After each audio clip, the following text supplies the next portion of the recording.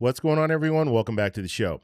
So today we're going to take a look at the Fox News Power Rankings. Now, this is the Senate. I did a video a few days ago where I went over this information, but we didn't listen to Fox News talk about this. And we know when it comes to Fox News, they like to downplay things if it's a situation where it looks like Democrats are gaining on Republicans. And so we're going to take a look at the power rankings, and then we'll go over to the Senate map. We'll break that down. I also want to talk about this Michigan race because we have some late polling that's coming in showing El Sayed ahead. So we're going to take a look at that as well. But first off, you guys can do me a favor. Please like the video. And if you're watching this video and you want to see more content like this, please consider subscribing to the channel. Okay, let's get right to the power rankings, and then we'll go over to the map. Here we go. And focus on the yellow here. The toss-up races have changed, okay? I'll show you over there in a moment here, but 2 on this map now have been adjusted. Jason will swing on over here and show you the 6 toss-ups in the middle. We think Democrats are safe in 47, Republicans are safe in 47 as well, but the 6 in the middle are up for debate and up for a vote come November. Now, this All right, looked like it just froze there. I don't know why it did that, but just look at these numbers. Just 8 months ago, and I keep saying this because it's amazing, and I've been watching this whole time. I've been doing videos about the Senate this whole time, so I know what the numbers look like. We're now at, and this is according to the Fox News Power Ranking, 47 to 47 with 6 toss-ups. That is, I mean, if the polls are correct, if Fox News is correct, this is going to be a good November for Democrats. And so we'll go ahead and continue watching this, but I just wanted to mention that because, I mean, it's amazing that Democrats are at this point now. And just think of it this way. Right now, Democrats and independents have 47 seats. According to the Fox News Power Ranking, Democrats won't lose any seats. They're set to gain seats. Okay, here we go. could change and that could change, but right now, this is what has changed thus far today.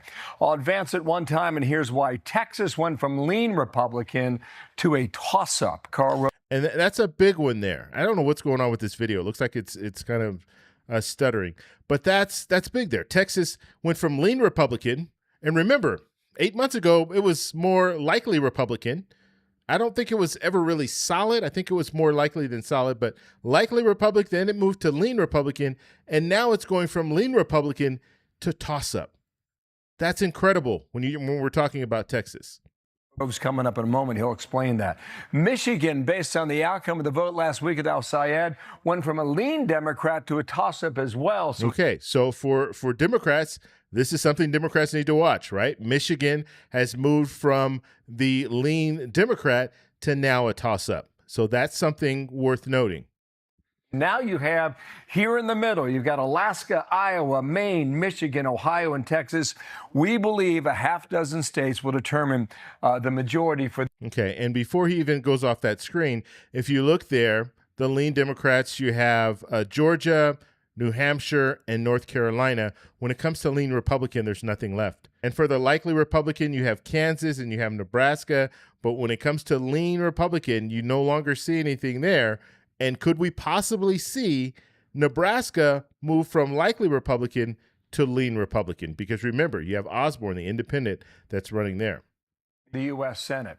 Why is this happening? We went deep into the demographics, and this is what we find.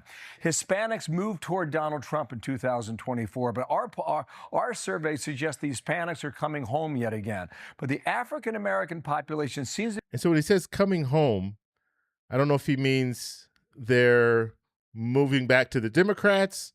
I think that's what he's saying there. Be somewhat different. It could all change, but right now, this is what we find. Back in 2020, you had 90% of African Americans voting with Joe Biden in the Democratic Party. That changed 2 years ago. It went down 7 points to 83%. We find in our polling right now it's just a tick below 70%. Now, that could adjust yet again, but nationally, that's what we find. Here's another thing we find, specifically in Michigan. If you were with us the morning after with Carl and Mark Penn, they made this point. African Americans in Wayne County and Detroit, Michigan, were weak for Mohammed El Sayed. It's something to watch. 93% Michigan voters, African American, voting with Democrats, dropped to 87. Today we have in Michigan at 75%. If that number stays there, Mike Rogers, the Republican, has a very good chance of stealing that Senate.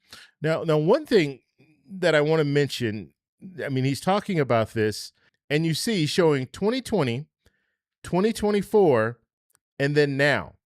So what's interesting to me is 2020, that was a presidential election. 2024, that was also a presidential election. And now this is a midterm election. So you're comparing presidential elections to midterm elections. We know just overall, not even looking at black votes, Hispanic votes, white votes, overall, more people show up in presidential elections than they do midterm elections.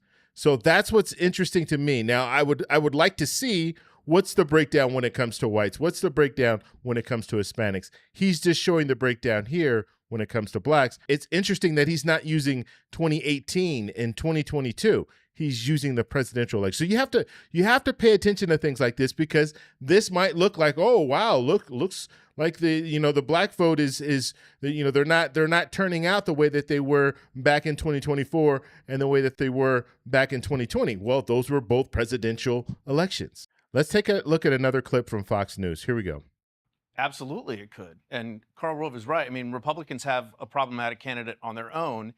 But when you talk to, if James Talarico is and it's interesting, they call Talarico a problematic candidate. I think Talarico's doing a really good job campaigning, and they're calling him problematic. He's weird. He's strange. He's Talarico, all of this stuff that they're throwing out there.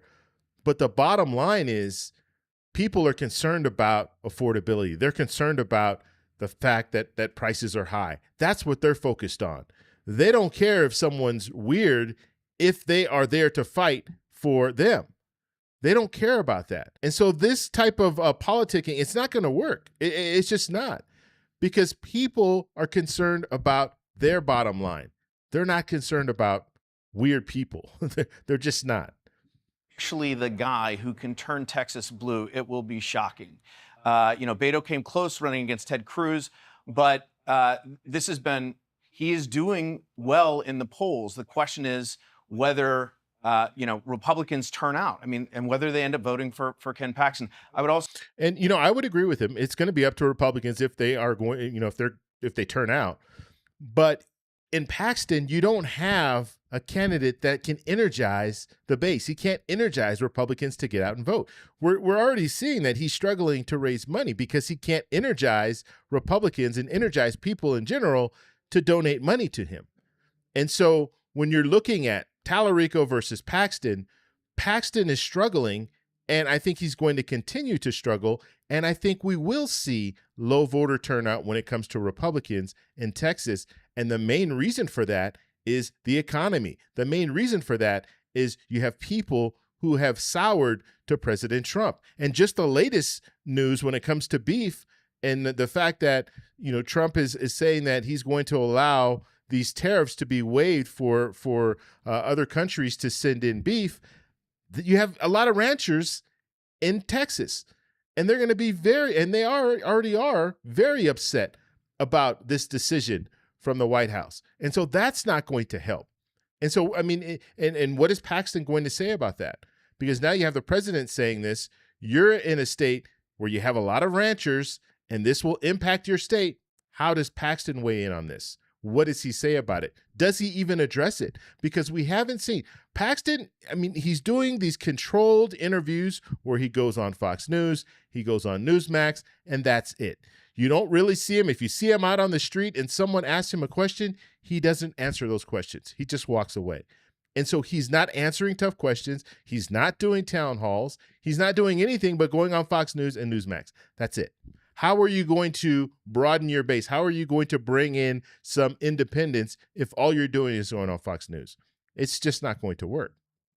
To say the Michigan race is important, and that would very much complicate Democrats' efforts to retake the Senate. But it's also going to come down to Susan Collins and whether she can pull rabbit out of the hat one more time up in Maine. And when he talks about those last two states there, Michigan and Maine, I would agree. Democrats have to win. They have to defend Michigan, and they also need to win in Maine if they want even a chance of taking back control of the Senate. It looks good for them right now, for Democrats, but they have to, they're going to have to win. They can't just do well in the polls and then not show up November and vote. Democrats have to follow through, and they're going to have to win some of these seats. I want to take a quick look at Michigan because we have seen some new polling coming out. And so we'll take a look here. Now, the latest poll before, let's see. So you had the Fox News poll. This was posted on 8/13/2026. You had 1,006 registered voters, margin of error plus or minus 3%. You had El Sayed at 47. You had Rogers at 51. And you had 2% other. So Rogers was leading in that poll. Now, this is still within that margin of error. And let me go over margin of error really, really quickly, because I've had some people in the comments say, well, if we're looking at this, 47 to 51, that's a 4-point spread. So this 3% should be outside of the margin of error by 1 point. That's not how you read margin of error. You have to look at both sides. And so in a situation like this where you have a plus or minus 3%, realistically, that's like a 6-point spread, because what that's telling us is that El Sayed could be as high as 50 and Rogers could be as low as 48. Okay, so if Rogers is down to 48 and El Sayed is at 50, now El Sayed has the lead. So it's within that margin of error. Okay, so just think of that. Whenever you see the margin of error, just think double. Okay, because it can go both ways. And so let's focus on the last 3 polls. So you had a TIPP poll. This was posted on 8/18/2026, 1,215 likely voters, and you have the margin of error plus or minus 2.7%. Now, this is a solid poll. You have 1,215 likely voters. Likely voters, that's a good sample size, as well as that's a good target, likely voters. And then the margin of error is less than 3%. 2.7%. That is good. Now, looking at the poll, you have El Sayed at 45%. You have Rogers at 42%. This is still within that margin of error, but El Sayed does have the lead there. Now, if we move to the next poll, we see the Sesquania. I can't pronounce it. You guys in the comments, show me how to pronounce this, because I always butcher it. I'll just say Sesquana. And this was posted on 8/19/2026. You have 800 likely voters, margin of error plus or minus 3.5%. So sample size is okay. Likely voters is good. Margin of error is a little bit high. Usually 3% is the best number for us to see. Anything lower than that, you have El Sayed at 46%. You have Rogers at 39%. This also, just barely, but this also falls within that margin of error because it's 7 points. And so we have another poll showing El Sayed ahead. Now, let's look at the last poll. This is AARP. This was posted on 8/20/2026. You have 877 likely voters. The margin of error here is 3.3% plus or minus. And you have El Sayed at 48%, Rogers at 47%. And I didn't do the others on the other, so we'll do that. So other here is 5%. The one right below that, other is 15%. And then below that, the other is 13%. So looking at the latest polling, and this is within that margin of error as well, it's very, very close. But just looking at the patterns here, you see that El Sayed has, what is that, seven polls here where he's either tied or he's ahead. Rogers has 4 polls where he's either tied or ahead. And so the momentum, if we're looking at momentum, the momentum looks like it's on El Sayed's side, okay? Even when we look at the prediction market, I think the prediction market's showing El Sayed in the 60s. So it's showing El Sayed has the advantage there. So he's in the 60s. And I think Rogers is in either the high 30s or 40. And so the prediction market's showing El Sayed has the advantage. The latest polling is showing that El Sayed has a slight advantage, but it's within that margin of error. So there's no clear leader. But it's something worth mentioning, because when we look at the Senate map, Democrats have to be able to defend Michigan. Okay, so if we're looking at Democrats and independents at 47, Republicans at 53, and you have these 3 states, Georgia, Michigan, and New Hampshire, Democrats have to defend all 3 of those if they want to have a chance to take back control of the Senate. Now, the good news for Democrats is you do have some states that have moved to toss-ups, and Texas is one of those states. And so realistically, if we saw a scenario where, because we weren't even counting, this is what we were looking at before. We were looking at if Democrats can defend Georgia, if they can defend Michigan, if they can defend New Hampshire, if they can win in North Carolina, win in Maine, win in Ohio, and win in Alaska, that would give them 51. That would give them Senate control. That's what we were looking at before. But now that Texas looks like it's in play, Texas is now considered a toss-up. Now, if Democrats, let's say they win in Texas, but they're not able to pull it out in Michigan, Democrats still have control of the Senate. Now, they don't want a scenario like this because if you have Democrats and independents at 51 and Republicans at 49, there's always that possibility that Fetterman might say, you know what, I'm switching parties. And if Fetterman switches parties, now we're at a 50-50 Senate. And if we're at a 50-50 Senate, the vice president, who's a Republican, comes in and breaks that tie. And so Republicans would maintain control of the Senate. And so Democrats don't want it to be that close. They actually want to win Texas and they want to win Michigan. And so if the map looks like this, now Democrats and independents are at 52, Republicans are at 48. It doesn't matter what Fetterman wants to do. If Fetterman wants to switch parties, he can. It's not going to do anything. Democrats would still be able to control the Senate. So I just wanted to go over all the different scenarios, show you the power rankings. When it comes down to it, I mean, we're seeing a lot of the models that are showing a lot of these states that are now toss-ups. Iowa, Texas, states that weren't even being considered as toss-ups just 8 months ago. Now we're looking at them as toss-ups, which could be a huge win for Democrats in November if these polls are correct, if these models are correct. So I want to know what you guys think. Let me know in the comments below. If you like this video, please give me a thumbs up. Please subscribe for more. And remember, stay informed, stay engaged, and I'll talk to you in the next one. Bye. So that's all we have for this video. Make sure if you guys want to send me an email, you can do that, david@thetecshow.com. Like the video, subscribe for more, and check out these videos over here for some more great content. Talk to you later. Bye.